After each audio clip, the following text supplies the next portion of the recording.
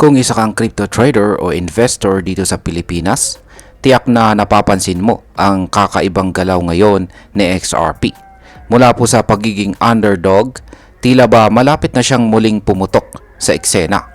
Ayon po sa mga kilalang crypto analyst, possible raw na tumaas si XRP hanggang $6 o halos 350 pesos po yan sa pera natin. At yan ay kung magagawa niyang manatili sa isang importanteng presyo or support level. Pero gaano nga ba ito kaposible? Ano po ang mga indikasyon na sumusuporta sa prediksyong ito? At ano po ang magiging epekto nito sa atin bilang mga Pinoy crypto holders?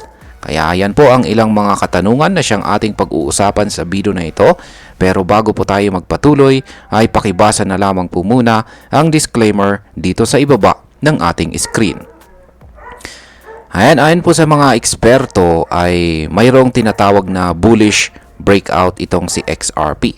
Ibig sabihin ay may mga senyales sa technical analysis na nagpapakita ng malakas na posibilidad ng pag-angat ng presyo.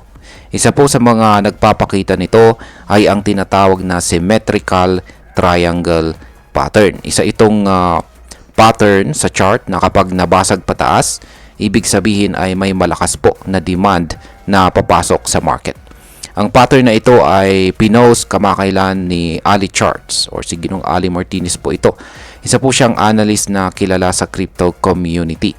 Ayon po sa kanya ay malinaw na nabasag na ni XRP ang pattern na ito at ngayon ay nasa bagong trading range na ito sa pagitan po ng presyong $2 hanggang $3.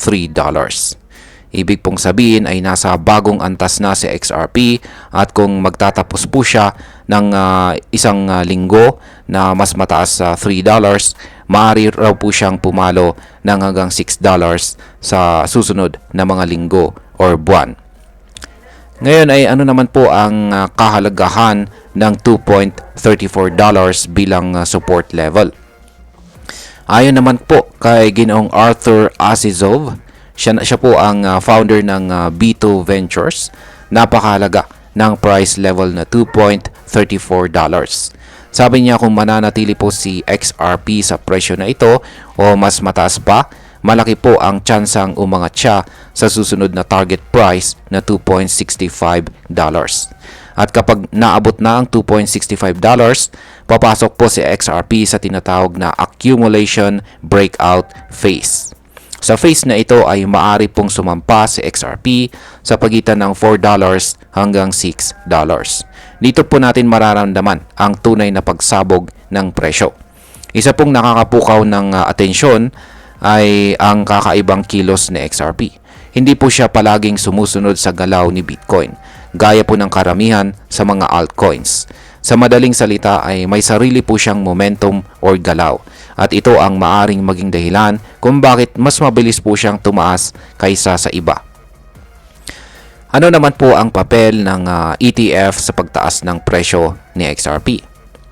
Isa po sa mga dahilan kung bakit tumataas ang interest kay XRP ay ang biglang pagtaas ng volume sa mga tinatawag na Exchange Traded Funds or ETF na konektado sa kanya. Ayon po kay Ginong Eric Balcunas, isa pong analyst sa Bloomberg, tumaas po ng 4 hanggang 5 beses ang normal na dami ng bintahan sa mga XRP-related ETF. Pinakamalaking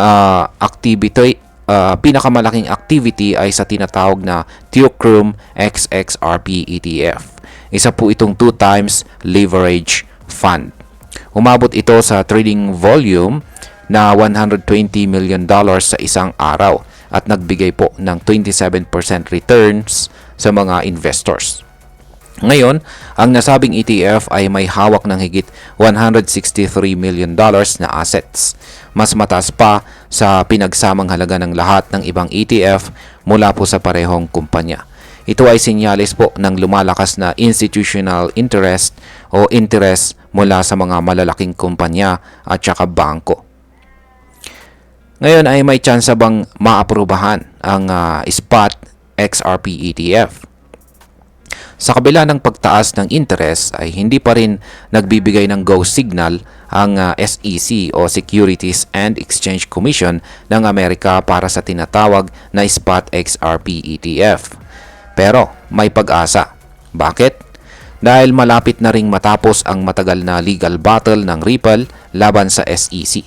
Kapag nagkaroon po ng regulatory clarity o malinaw na desisyon ukol sa status ng XRP, mas marami pang investor ang papasok at mas lalakas pa ang pagtaas ng presyo. Ito po ang inaabangan ng buong XRP community.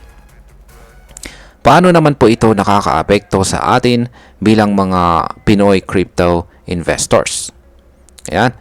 Kung isa kang Pinoy na may hawak kay XRP o balak mo pa lamang pumasok dito, ang lahat ng ito ay magandang balita.